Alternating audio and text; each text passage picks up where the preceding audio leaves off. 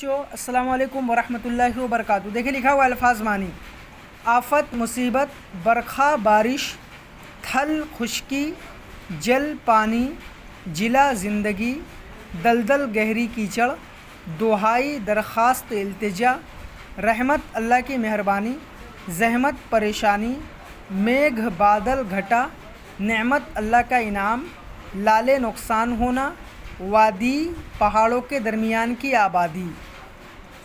آفت، مصیبت، برکھا بارش، تھل خشکی، جل پانی، جلا زندگی، دلدل گہری کیچڑ، دہائی درخواست التجا۔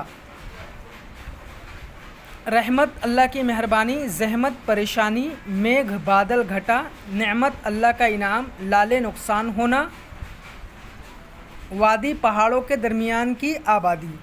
اس کے بعد بلند آواز سے پڑھیے: جلا، رحمت، زحمت، نعمت، قدرت۔